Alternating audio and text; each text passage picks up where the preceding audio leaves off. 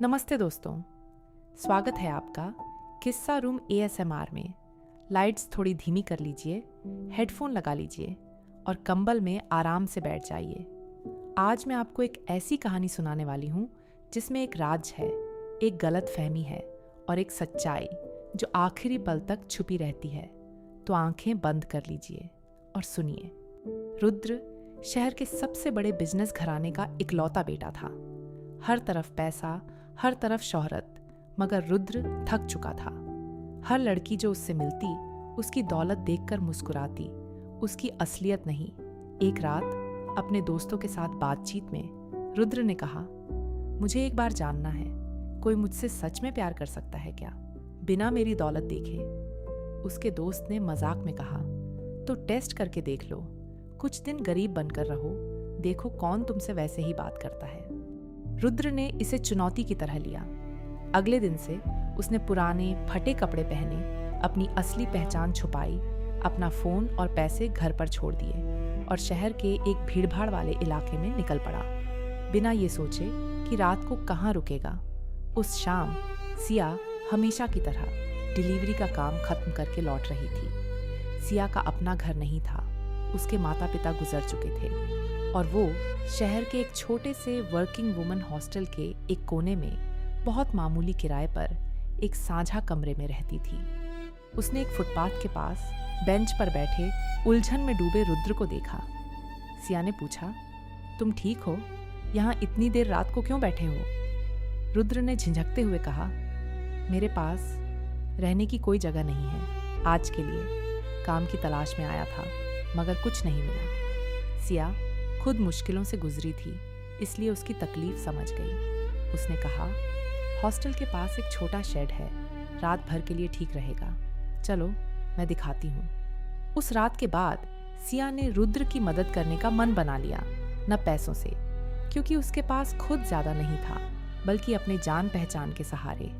अगले दिन सिया उसे अपनी डिलीवरी कंपनी के दफ्तर ले गई। उसने मैनेजर से कहा, सर, ये लड़का बहुत मेहनती लगता है, क्या कोई छोटा काम मिल सकता है इसे? रुद्र को अंदर से अजीब लगा। एक तरफ सिया उसके लिए नौकरी ढूंढ रही थी, दूसरी तरफ उसके अपने नाम से शहर की सबसे बड़ी कंपनियां चलती थीं। मगर उसने कुछ नहीं कहा और चुपचाप सिया की मदद स्वीकार की। कुछ दिनों में सिया ने उसे एक छोटी सी पैकिंग वाली नौकरी दिलवा दी। हर शाम काम के बाद दोनों साथ चाय पीते, बातें करते, धीरे धीरे एक गहरा रिश्ता बनने लगा। सिया ने एक दिन हल्के नटखट अंदाज में कहा, तुम बातें तो बहुत पढ़े लिखे जैसी करते हो, काम ढूंढने में इतनी मुश्किल क्यों हो रही थी? रुद्र हड़बड़ा गया, फिर हल्के से हंसते हुए कहा, शायद किस्मत ने मेरे लिए अलग रास्ता रखा था, तुमसे मिलने का। सिया शर्मा गई, बहुत फिल्मी बात करते हो, मगर सच भी है, रुद्र ने धीरे से कहा। मगर उस रात एक मुश्किल पल आया। रुद्र के पुराने परिवार के एक नौकर ने बाजार में उसे दूर से देख लिया और हैरानी से उसकी तरफ बढ़ने लगा। रुद्र ने जल्दी से सिया का हाथ खींचकर दूसरी गली में मोड़ लिया, बहाना बनाते हुए, चलो यहाँ से जल्दी निकलते हैं, भीड़ बहुत है। सिया को कुछ अजीब लगा, मगर उसने ज्यादा सवाल नहीं किए। कुछ हफ्तों बाद एक रात सिया अपने कमरे की सफाई कर रही थी जब उसे रुद्र का पुराना बैग मिला जो वो हॉस्टल के पास रख गया था। उसमें एक पुराना पहचान पत्र था, मगर उस पर नाम था रोहन वर्मा, रुद्र का नहीं। सिया का दिल धड़कने लगा। उसने सोचा, रोहन वर्मा, ये तो कोई और नाम है। तो रुद्र, मुझे जो नाम बताया वो भी झूठा था। उसके मन में डर बैठ गया, शायद रुद्र कोई भगोड़ा था, कोई मुसीबत में फंसा हुआ इंसान जो अपनी असली पहचान छुपा रहा था किसी गलत वजह से। अगले दिन सिया ने डरते हुए पूछा, रुद्र, ये रोहन वर्मा कौन है? तुम्हारे बैग में उसका पहचान पत्र क्यों है? रुद्र के चेहरे पर हड़बड़ाहट आ गई। उसने जल्दी से कहा, वो मेरे एक दोस्त का है, मैंने रख लिया था गलती से। सिया को यकीन नहीं हुआ। उसने दूरी बनानी शुरू कर दी, इस डर में कि शायद रुद्र कोई अपराधी हो, कोई ऐसा इंसान जिससे जुड़ना खतरनाक हो। सिया ने कुछ दिन रुद्र से बात नहीं की। उस दौरान उसने अपने एक पुराने दोस्त से, जो पुलिस में था, धीरे से पूछा, क्या तुम रोहन वर्मा नाम के किसी आदमी के बारे में कुछ बता सकते हो? उसके दोस्त ने कुछ दिन बाद बताया, ऐसा कोई रिकॉर्ड नहीं मिला, फिक्र की कोई बात नहीं लगती। सिया उलझन में थी, न कोई अपराध का सुराग, न रुद्र की सच्चाई। उसने आखिरकार फैसला किया रुद्र से सीधे पूछने का, चाहे जवाब जो भी हो। जब वो रुद्र से मिली, उसने सीधे कहा, मुझे सच बताओ रुद्र, तुम कौन हो असल में? मैं डर के साथ नहीं जी सकती। रुद्र, जो अब तक झूठ की चादर में जी रहा था, उसने महसूस किया अब सच कहने का वक्त आ गया था। रुद्र ने एक गहरी सांस ली और धीरे धीरे अपनी पूरी कहानी बताई। सिया, मेरा असली नाम रुद्र मल्होत्रा है। मैं शहर के सबसे बड़े बिजनेस घराने का बेटा हूँ।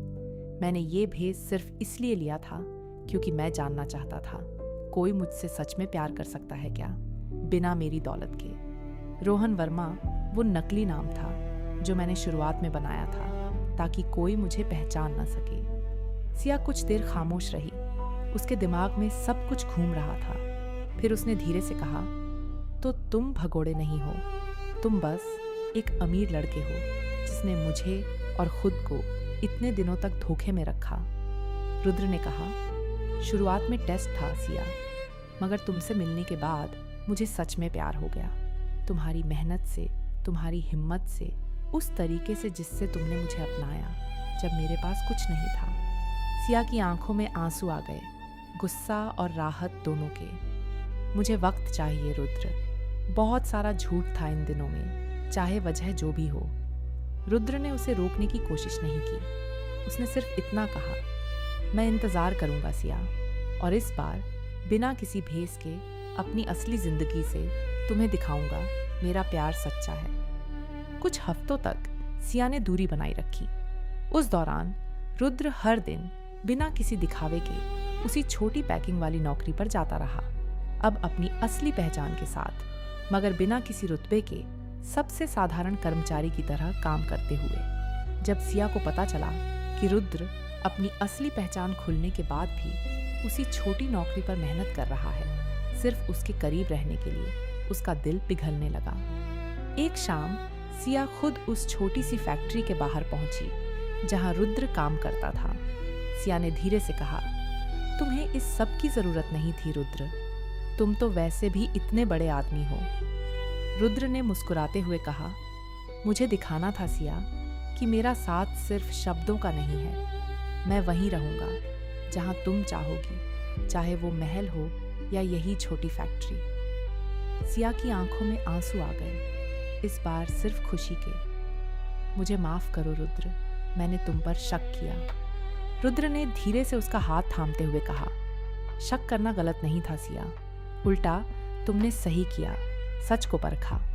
यही तो बात है जो मुझे तुमसे और प्यार करवाती है। जब रुद्र अपने पिता के पास सिया को ले गया, उनका गुस्सा हद से ज्यादा था। रुद्र के पिता ने सख्ती से कहा, रुद्र, ये नामुमकिन है। एक डिलीवरी गर्ल हमारे खानदान की बहू नहीं बन सकती। ये रिश्ता मैं कभी मंजूर नहीं करूंगा। रुद्र ने हिम्मत से कहा, पापा, मैं आपकी इज्जत करता हूँ, मगर मैं सिया के बिना जी नहीं सकता।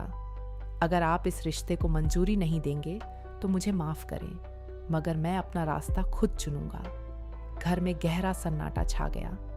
रुद्र की मां ने रोते हुए समझाने की कोशिश की, मगर पिता का फैसला नहीं बदला। उस रात रुद्र और सिया ने एक मुश्किल फैसला लिया। दोनों ने बिना परिवार की मंजूरी के एक छोटे से मंदिर में सिर्फ कुछ करीबी दोस्तों की मौजूदगी में शादी कर ली। सिया ने कांपती आवाज में कहा, रुद्र, क्या हम सही कर रहे हैं? तुमने अपने परिवार को मेरी वजह से खो दिया। रुद्र ने उसका हाथ कसकर थामते हुए कहा, मैंने परिवार नहीं खोया सिया, मैंने सिर्फ वो रास्ता चुना है जो मेरे दिल को सही लगता है। बाकी सब वक्त के साथ ठीक हो जाएगा।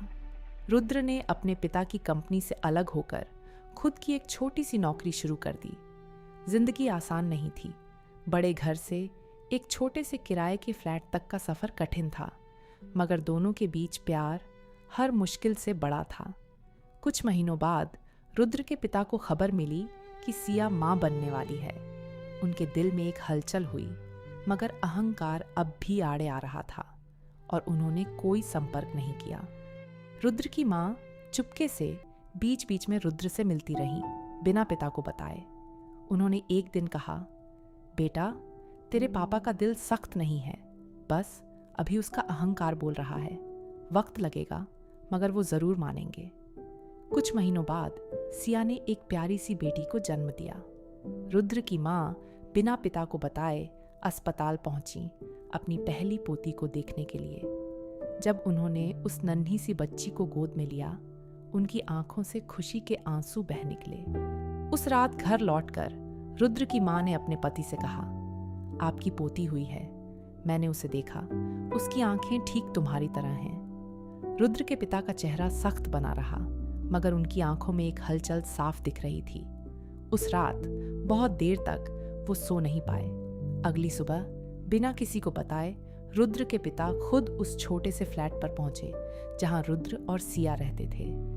रुद्र ने दरवाजा खोलते ही अपने पिता को देखकर हैरानी से कहा, पापा, आप यहाँ? उसके पिता की आंखों में आंसू थे। उन्होंने धीरे से कहा, मुझे अपनी पोती को देखना है बेटा, बहुत देर हो चुकी है, अब और गुस्सा करने का मन नहीं करता। सिया ने अपनी बेटी को रुद्र के पिता की गोद में दिया।